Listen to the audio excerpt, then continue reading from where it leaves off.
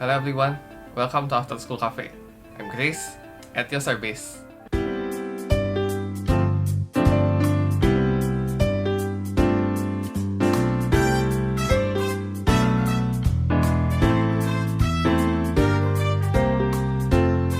Sebelum memulai video hari ini, aku ingin menekankan ke teman-teman kalau kata-kataku di video ini tolong banget diperhatikan karena mungkin banget bisa menimbulkan salah persepsi buat beberapa dari kita. Dan juga video ini nggak bermaksud untuk menakut-nakuti ataupun menjelek-jelekan salah satu produk tertentu, oke? Jadi langsung aja kita masuk ke videonya. Halo teman-teman, apa teman-teman menyadari ada sesuatu yang berbeda pada wajahku hari ini? Kurang kelihatan ya? Kalau gini gimana?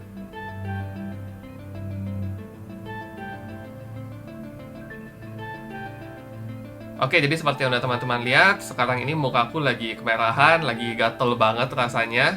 Terus juga kering, dan mungkin agak kelihatan agak pecah-pecah gitu ya tadi. Nah, jadi memang sehari sebelum recording, aku habis nyobain produk skincare baru. Aku nggak bakal nyebutin produk skincare-nya apa, nanti teman-teman malah jadi nganggap, ih produknya jelek, ih takut pakai itu. Jadi mendingan aku diam-diam dulu aja. Tapi yang penting ya, aku kemarin memang habis nyobain produk skincare baru.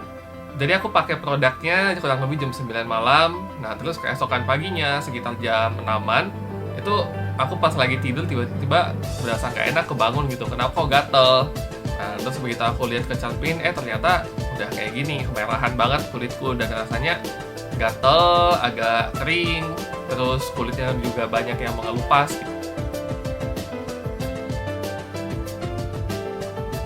gitu ya. Sebenarnya habis kejadian kayak gitu aku sempat ragu banget, aduh hari ini mau recording nggak ya, bikin video nggak ya dengan mukanya lagi merah-merah kayak gini. Nah, tapi habis aku pikir-pikir lagi, mungkin ini suatu kesempatan yang tepat untuk kita membahas beberapa reaksi-reaksi yang tidak sesuai harapan yang mungkin bisa timbul dari penggunaan skincare atau produk-produk lainnya. Jadi ya, meskipun nggak nyaman dan malu juga, tapi demi kita sama-sama belajar bareng, ayo langsung kita mulai aja videonya.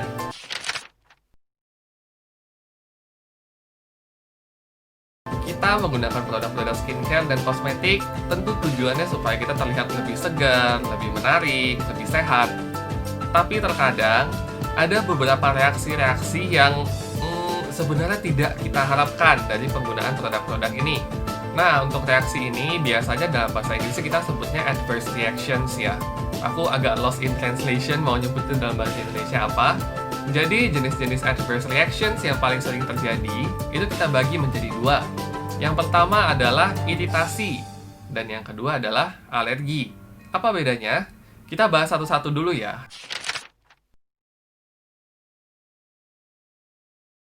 Yang pertama dari iritasi.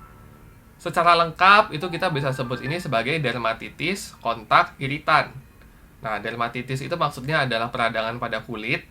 Kontak itu ya kontak, kena gitu ya. Dan iritan adalah bahan-bahan yang bisa menyebabkan iritasi pada kulit kita.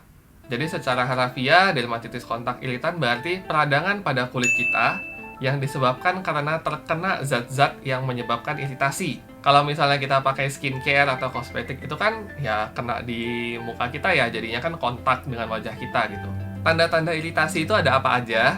Yang paling umum terjadi adalah kulit kita menjadi kemerahan, gatal, lalu terlihat kering dan ada kulit-kulit yang mengelupas gitu.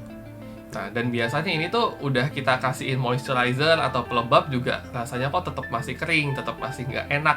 Kalau untuk iritasi itu biasa gejalanya nggak terlalu berat, jadi biasanya hanya di daerah yang kita oleskan aja dan dia juga cepat resolve, cepat sembuhnya gitu, udah bisa dalam hitungan jam atau hanya hitungan hari aja.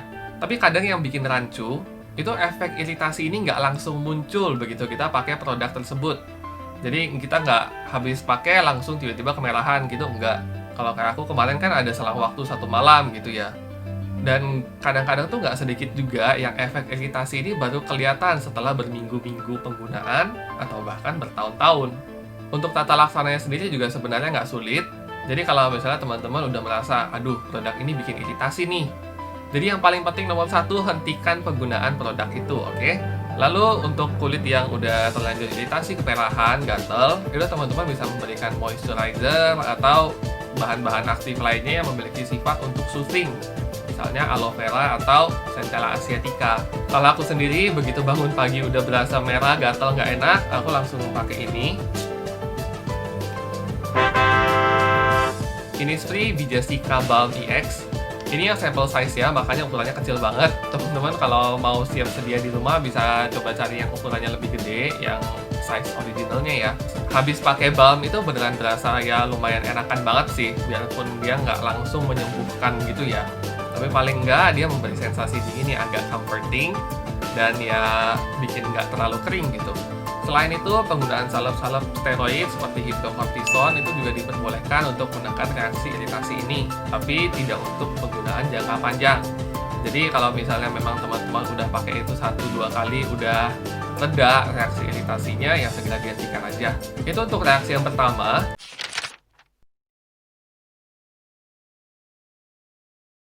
Lalu reaksi yang kedua adalah reaksi alergi.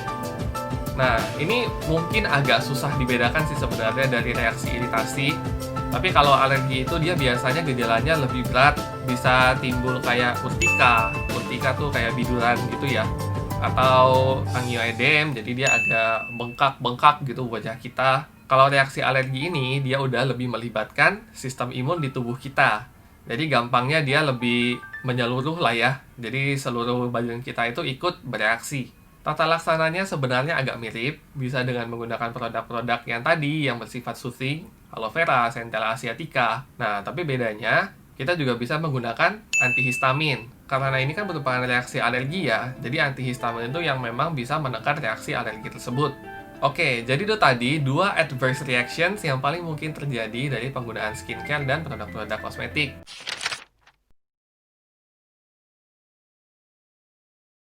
Sekarang kita akan membahas bahan-bahan apa aja sih yang paling sering menyebabkan reaksi-reaksi tersebut.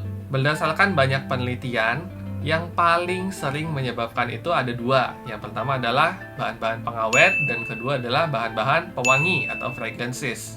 Tapi bukan berarti hanya bahan-bahan ini aja yang bisa menyebabkan iritasi atau alergi. Masih banyak bahan-bahan lain yang mungkin bisa menyebabkan keluhan-keluhan di atas, seperti penggunaan retinol, atau exfoliators, atau bahkan bahan-bahan alami. Tapi teman-teman, yang harus kita ingat sama-sama adalah bukan berarti produk-produk yang mengandung fragrance atau mengandung pengawet itu produk-produk yang jelek. Sama sekali enggak, oke? Cuma mungkin nggak cocok buat kita.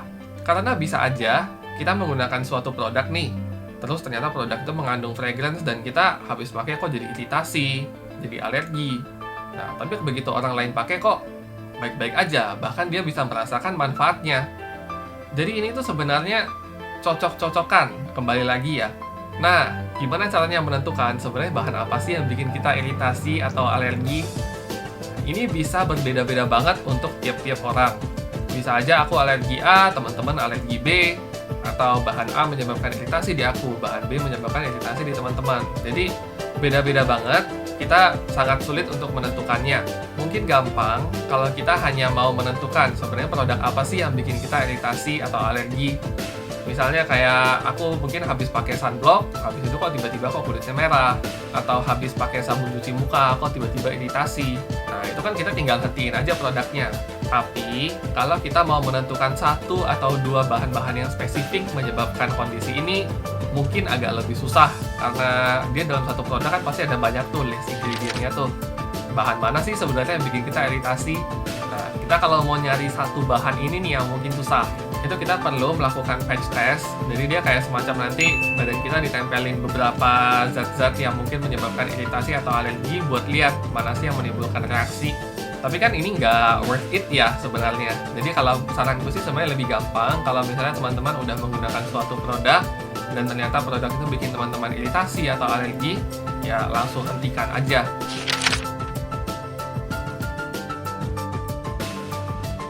Oke teman-teman, jadi itu tadi bahasan kita mengenai adverse reactions akibat penggunaan skincare dan kosmetik.